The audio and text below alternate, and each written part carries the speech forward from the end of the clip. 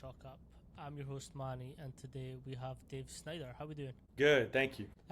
This conversation has also been going on for a little bit behind the scenes, but just to catch everyone up and sort of understand who you are and how you got into athletic trainer, if you just give us a little background on how that started and where you are just now. Yeah, I'm an athletic trainer currently in college basketball.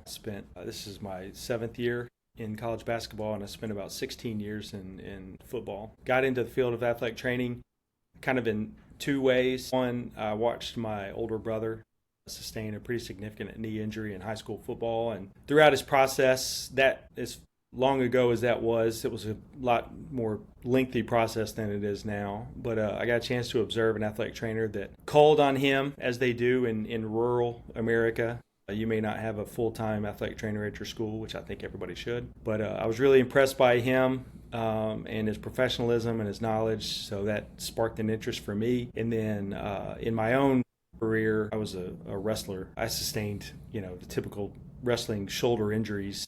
So I had to go through some of that myself many years down the road leading to surgery. But that was my experience with athletic training, so it kind of steered me into the path of sports medicine.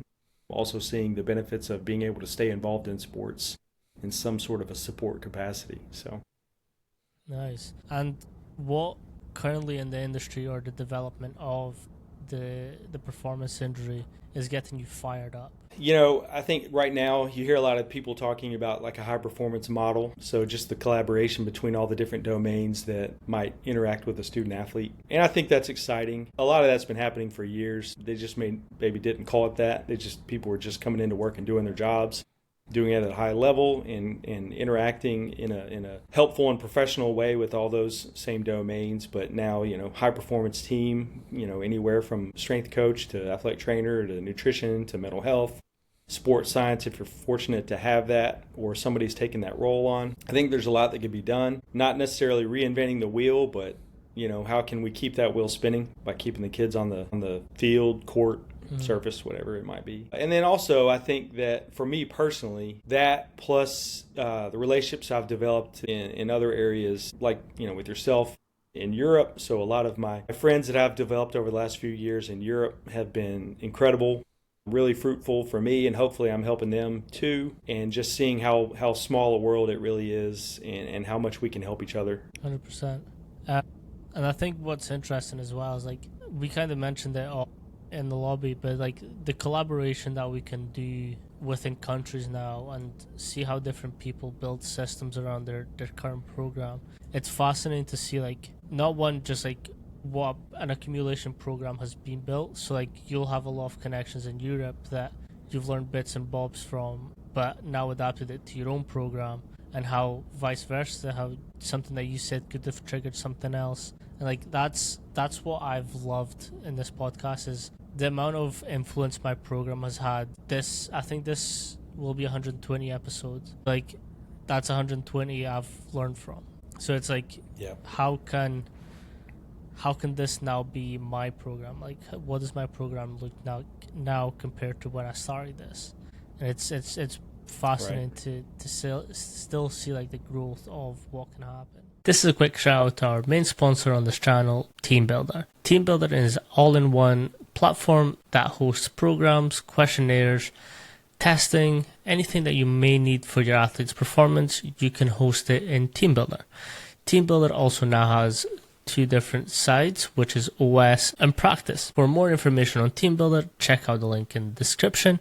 And if you use code PACHOCKUP all together, you will get a 30-day free trial. I think that's a big part is the growth, and the growth requires change depending on if it's necessary, or it reinforces what you're already doing. It's growth as in continuing to learn and challenge yourself. But there's a lot of humility that has to be involved with that, because if you don't think you need to grow, or if you don't think you need to learn something, then that's not a great place to be. Yeah, 100%.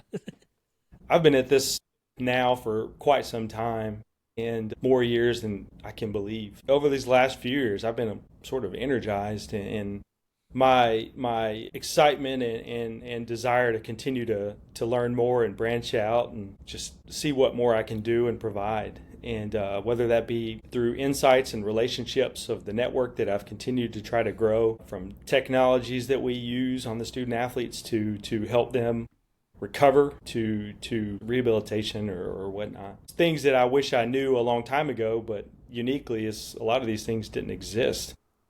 Mm. So, at my stage in my career, I feel like I'm brand new some days, but Nice. it's been exciting and it's been really helpful, and hopefully my athletes have benefited from it. Love that. Speaking of your athletes and how, again, what you do now is different, what's an approach to like injuries acutely or longevity of them that you have now built to make sure that the time in which it takes for them to come back, how does that process sort of look like for you and your athletes? Well, I mean, we all operate through various algorithms. So, separating, okay, is this a long term based on the structures that they damaged, or is this, short term to mid, and how long it might be based on the things that need to heal? So once you've categorized them that way, then you know what you're working with. If it's long term, then that changes everything because, unfortunately for them, the season may be over. So then there's other things that are going to come into play. If it's short term to mid, then you know that you can get them back out there. So then it's, where are they at in the healing phase? What sort of things can you do to support that? What do you have to support that? Not letting them lose certain things. Like, well, I know that this is going to keep you off that limb for a little bit, but we don't want to make, your cardiovascular system something that we have to ramp up later when the time is right. So not losing it, and how do you do that? Well, you do it with the equipment that you have and the willingness of whatever other providers that need to sign off on that, if they see your same vision. So not letting them lose their shape, and then not letting the surrounding structures atrophy or weaken or whatnot. So just controlling what you can in the process of whatever it is that you're dealing with. I know I'm being relatively ambiguous, but That's all good. Controlling what you can control, essentially, and then push them when you can, to where that way you're not having to play as much catch up. It's interesting you say that. So I had Heather Linden in a while back. She's at the UFC PI, and again, the two sports are very different. The return to play may look different in terms of, so their paychecks is coming from whenever they can fight, whereas basketball, wrestling, it's usually dependent on like how much you can do that season, and that's pretty much it. But something interesting that she said is like, if there's a major muscle that's injured, for them, you might just have to strengthen the surrounding ones and hope that it stays so that they can perform. How much of that does it change to what you're used to, and how do you look at the surrounding structures when building out these injuries for your athletes? That really depends. It depends on what it is. Is it weight bearing? Is it not? Can you support it? In your guys' area, strapping or whatnot. So it really just kind of depends. But I guess if you break it into the two categories, is it something that they can play with and you support it that way? Obviously, it's injured to some extent, but it's not in the sense where it's not safe for them to try. So in that regards, what level of function do they have? How have you tested it? How are you tracking it? And how are you supporting it? So it's like, have you gotten them to some level of a functional ability to be able to withstand the demands of whatever their position is? Because every position is different. And then every sport's different. If you had an offensive lineman, you can, in American football, you can obviously apply a lot more tape and braces to those guys because the demands of that position are significant, but they're not going to break out into like a high-speed run somewhere. So you're working on a guy that's going to be in a relatively confined space, and they have to certain demands of the job. But if it's a skill player, they're less apt to maybe want to wear a lot of equipment and or tape and or feel limited because they don't feel like they can execute whatever their assignment is to the fullest ability. So they may not feel like they can do it. In basketball, it's that can they jump? Can they land? Can they change direction safely? And then also in basketball where, everyone plays offense and defense. So it's one thing if you were only an offensive player to where you know what direction you're going to go because you're the one controlling that. But when you're on defense, you have to react to the other person. So that level change in stimulus can sort of put the spotlight on you, as in, are you a defensive liability? So they're going to target you. And then how's that going to go? So it really just depends. Can you fully operate whatever your assigned task is to a level that they're comfortable with? Because what I discuss with the athletes, it's a collaboration, and they've got to be as signed on with it as anyone else. It's like no one's going to make them do anything. So we need their buy-in and willingness to try based on the information that we're giving them, and also how they feel. Nice. You've kind of mentioned a couple times like equipment that you use and things to determine injuries and how intense they are. What are some things that you swear by that you will check first before doing anything? As far as testing goes? Yeah. Well, once again, it kind of depends on what hemisphere that we're dealing with. If it's an ankle, if it's a knee, if it's anything lower extremity, you want to know, do they have strength, do they have balance, do they have stability, do they have range of motion? We know that if they're dealing with something in the ankle and they're limited with their range of motion, that it has a potential to negatively affect them up the kinetic chain. So you would hate to have that turn into something else. If it was upper extremity, and let's say, okay, well, is it dominant versus non-dominant? So those all factor in what might be acceptable versus unacceptable. But I put a post out the other day about I've kind of switched from our original way where we're taught as it relates to like manual muscle testing. A lot of times we'd use our hands and we compare bilaterally, and we would say it's anywhere from 5 out of 5 to 4 to 3 and anything. But anything really short of a 4 plus, you're probably not comfortable with them, operating at that level of whatever the sport demands. And that can be really accurate based on the practitioner. But now, in the age that we're in, and all the information that we can get, and the information that athletes see other people getting through social media, television, and whatnot, is I've found a significant value in switching to digital dynamometry in almost every instance that I can. It's easy to get your hands on them, to apply them and whatnot. As in, I'm saying it's easy to get your hands on them or acquire them. So I don't see a reason not to do it. It allows athletes to see numbers that they can and compare. I think it can decrease variability depending on who's applying the stress for a manual muscle test. So you can be a little bit more consistent, but I've just found a lot more buy-in and utility with the digital dynamometry, and that's just for maybe a manual muscle test. But it will also, depending on the scenario, we have force plates, we have it's the brand specific, but we have our Nord board, and then I have some sensors that can be strapped that you can have a dynamic assessment of their movement ability. So we try to be as objective as we can if something is related to return to play.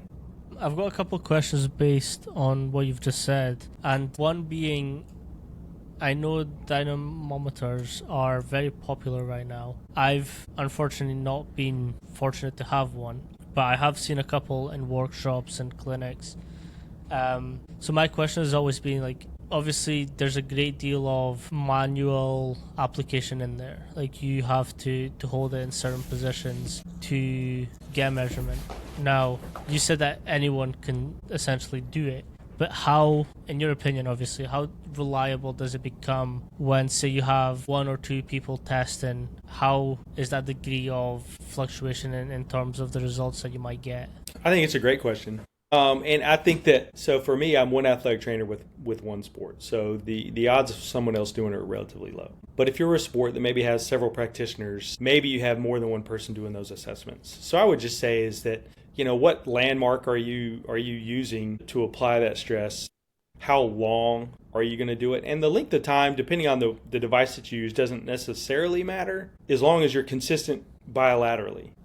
So like I tell my guys, it's like, all right, we're going to do this. We're going to do it for a few second hold, try to get it as good as you possibly can. And I don't try to set them up for failure. I don't try to manipulate it to where their numbers are better than they are, but I try to tap into the athlete's competitive nature and say, hey, this is your number. This is what it was last time, or this is what the other side is that's not involved. And I know where they're at in their stage of healing. So I'm like, hey, you can push a little bit more, beat the other number. And then as you tap into that, they see that they have the capacity to resist a little bit better. So, but I would say just be consistent with the landmark from side to side and how long maybe you're holding, and then just how you're talking the athlete through it. And a lot of times, though, athletes are they pay closer attention than a lot of people give them credit. Is that they might even say, hey, so and so put it there last time, they didn't put it here or whatnot. So sometimes they correct. But I just think be consistent bilaterally as it relates to like a digital dynamometer versus like a force plate testing, because those are so sensitive that all the cues are really important. Yeah, that's the sort of the second question I had. Now, I have had a lot of force plates, and something that I take into account of when people are coming back from lower limb injuries is the sway or the time to get balanced. How important is that in your opinion when it comes to lower limb injuries and bringing back athletes to sort of landing mechanically sports? Balance is like the asymmetry. Yes, and so you know how like Hawking Dynamic does it when if you jump, you then take time to stabilize. I mean, I think it's important because I think that's the body's ability to be able to ready itself, and that comes into play functionally. You know, if they were to go make that movement in their sport, if they are anything outside their norm or whatever their baseline or their weekly testing numbers are, I think that's something you have to consider because it's a sign of something. Maybe it's a sign of, you know, maybe they weren't, if it's correctable in that session and you see that change, then hey, then that was just not an anomaly, but some sort of a sway from their normal process. I don't know. Landing mechanic, yeah. But if it's significant, then it's something you have to factor into, and you coach them up on that. And then watch for it to change. And if it doesn't change, then odds are then they're probably not as symmetrical as you would want them to be either. So I think that's something that's important. Yeah. So kind of relating to that, and I've had, again, now I know work for myself, so I've had countless amount of different situations happen and injuries roll through the door. What process do you take beginning from injury to end stages of injury? Like on the first couple weeks that happens and sort of they're back into the gym, what are you looking for? What are you doing? And how does that sort of progress as they become healthier to go back into their sport? Well, you know, that's a significant process, and it all depends on what it is they injured. To what extent did they injure it? How long is that process going to be? This is a 1 to 2 week thing? This is a 2 to 4 week thing? This is a 4 to 6 week thing? It's post-op, so it's long-term, or it's a post-op to where it still could be short-term. It all depends. But essentially it's that, you know, it's our goal is to get them off, and I say the table. It's our goal to get them off of the table in the training room as quickly as we can to where we can have them integrated into the weight room in their increasing capacities. And I say increasing as in, I'm of the belief that where they need to be in the weight room the second they're allowed to sweat. And I say allowed to sweat is like, depending on what they had, there may be a restriction on sweating, wound healing, whatnot. So the second they're allowed to sweat, they need to be in the weight room training what they are allowed to train. It might not be that injured body part, but it's going to be everything else. Because I believe, and everything backs it up, is that the stress on the body is going to have a positive effect on their healing and their strength and growth. So that, not everybody agrees with that. That's their prerogative, but I agree. They need to be in the weight room. They need to be stressing themselves. And then as we can, you know, continue to increase or accelerate what they're doing with the injured body part, then great. But it has to be systematic. You know, they've got to walk before they run, literally. So, you know, we start out light. We start out with basic movements. You know, you progress them as they can and show that they're able. They have the balance and stability to be able to do that. You know, or do they need a jumping program? Okay, so they show they can land sufficiently and safely, and then you start changing the stresses and the stimulus and watch how they respond. And then also everything's a test. So anytime we increase something, like I increased something on somebody yesterday, and you know, I know it kind of wore them out a little bit in a positive way. But now the test is going to be, how do they show up today? I don't believe that we overstimulated them, but I want to see, do they come back in today sore? Do they feel good? If they feel good, great. Then we know that is not a number above what they should be doing. So everything's a test, but we have to just kind of slowly integrate them in. And then if it's a long-term injury, we have a full return to play process that they have to be able to pass just to be able to have more of an unrestricted sport capability. That doesn't mean, all right, you're back in your sport, you know, no holds barred. It's okay. you've satisfied everything that you can to show that you can safely further integrate yourself into practice, but now we need to see that progression into the practice loads. So everything's pretty methodical. Nice. With injuries, obviously, majority of the time, there will be some limitation to ranges that they can achieve. What is your approach to sort of seeing how much range they have, and then how do you challenge that to then increase it to a normal, more functionable range? Range of motion? Yeah. Depends on the body part, depends on what they've had done. But obviously we want to reestablish as much normal range of motion as compared bilaterally, and also as compared to what should those numbers be. Is it the hip? Is it the knee? Is it the ankle? Upper extremity? Is it enough to where they can fully function and you can tap into the strength that they need at those ranges of motion?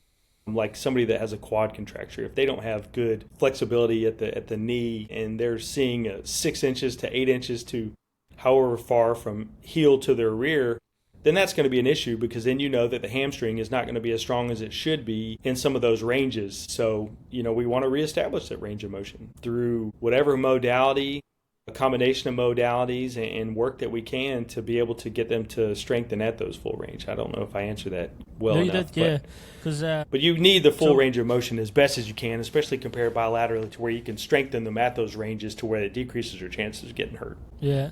So there was a coach that I really respected, and he had this complex system that, again, it's finding range and then sort of working isometrically to try and strengthen that. And then it was like coming out of isometrics, and then it went into more time under tension / more concentrically loading. He then did ballistic, more power-based things, and then went ballistically. And I found that was a great system to sort of adapt, because, again, with all the methods and principles that there is out there, like, it shows a full range of things that can happen in a sport. You will be having to require some level of isometrics in there, but then you're also required to really quickly go into ballistic movement. So it's like that system really helped me understand of the whole complex of injuries and how we can bring our athletes back, because chances are, if they're in an elite level sport, they're going to be having to respond to stimulus really quickly without control. Yep. So how can we strengthen that structure where it wasn't controlled to now, how can we make it so that they can adapt to uncontrollable? No, I think that's really good. And I think that's, a natural progression, right? Let's say if you have an ACL repair and they're restricted in some of their open chain work, but you can do isometric work at 90 degrees a lot early on, and it helps the graft, it helps their quads, it helps just the brain to muscle communication, all of that, and you can see that early on. So I think that's a really good and natural progression. Is you start with isometrics, then you work in the concentric aspect, and then you can really load later with the eccentrics, and then obviously all that comes into play with your dynamic work. But a lot now too is that I think, and it's kind of going away, I guess, but everybody looked at isometrics as like an early type of thing, but now it's so popular again to where you're throwing isometrics in other guys' normal programming, which I think is great. So you're not abandoning it, you're continuing to bring that along based on what sort of stimulus you're trying to apply, or what is it you're going for. And I think that's another thing, is that with all these things we talked about, how do we integrate them in the weight room? How do we progress them? How do we do all these things? And there's a lot of people, a lot smarter than I am, talking about you do everything with the goal in mind. What is the goal? And then you reverse engineer everything. And I've kind of did that, but not by description. I was doing it, but I wasn't doing it saying that this is why I'm doing it.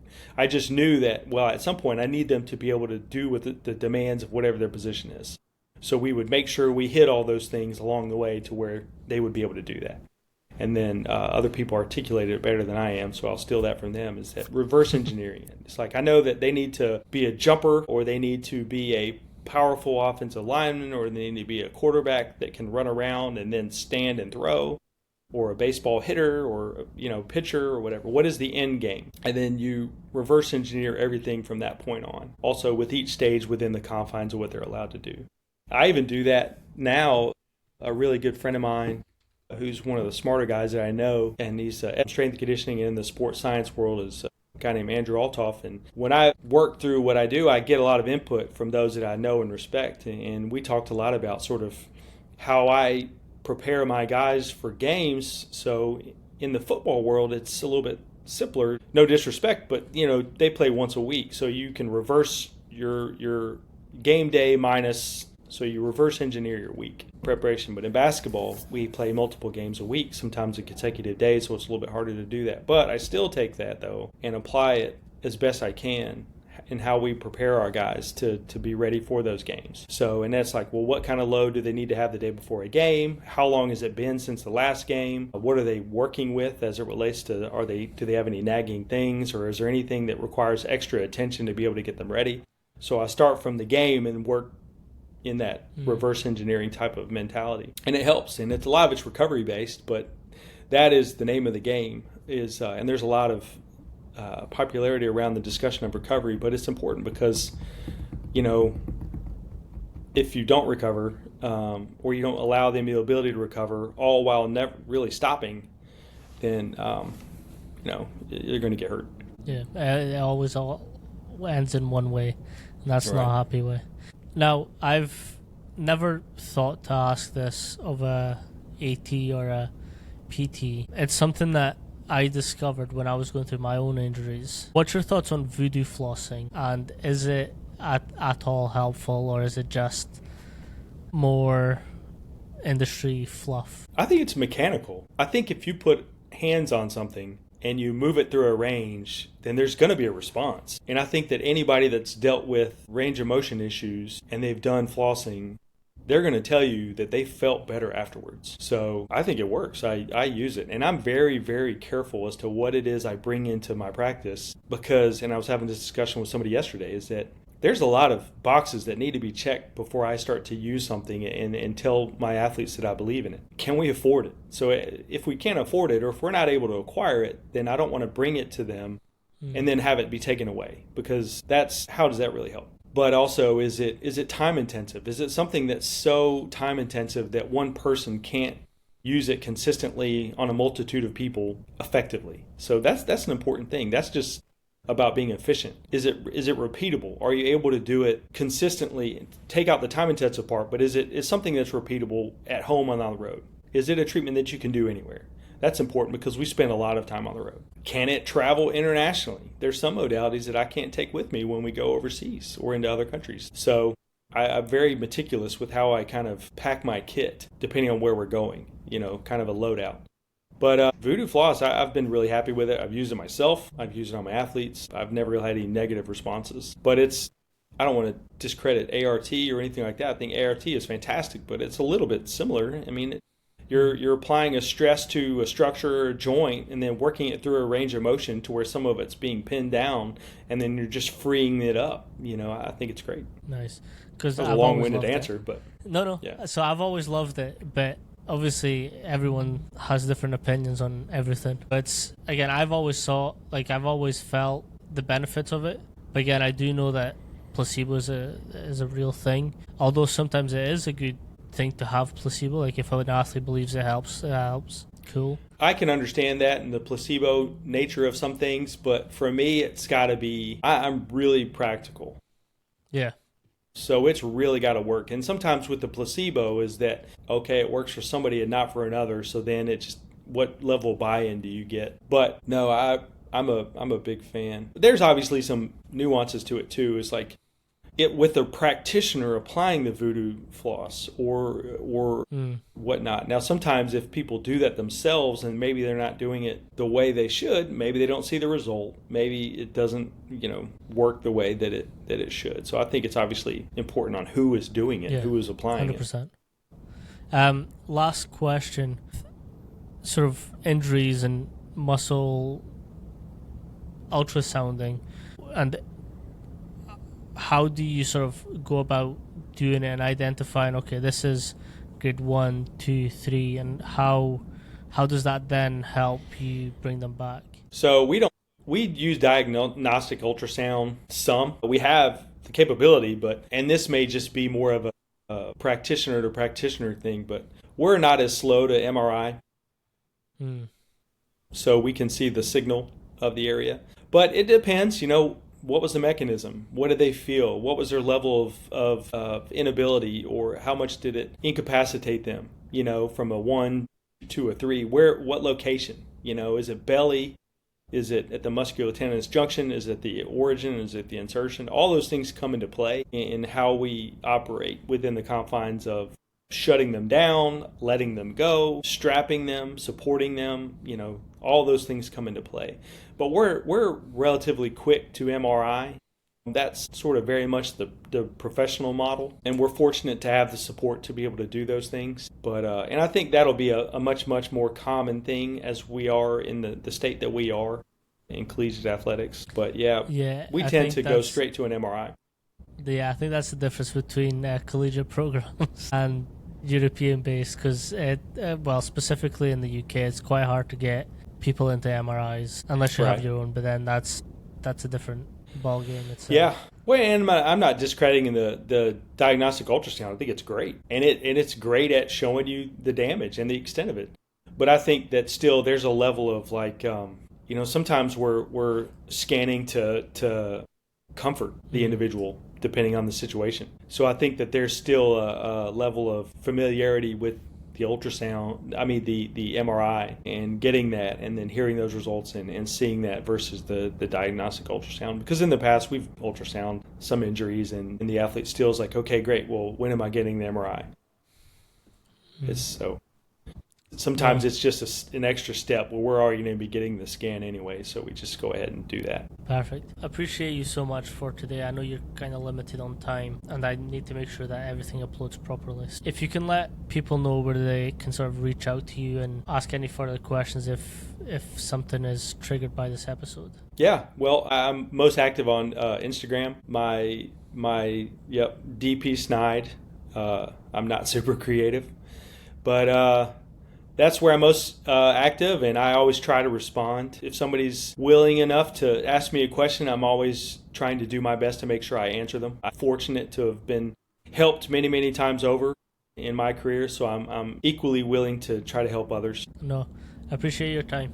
Thank you so much. Thank you so much, Manny. I really appreciate it. Peace.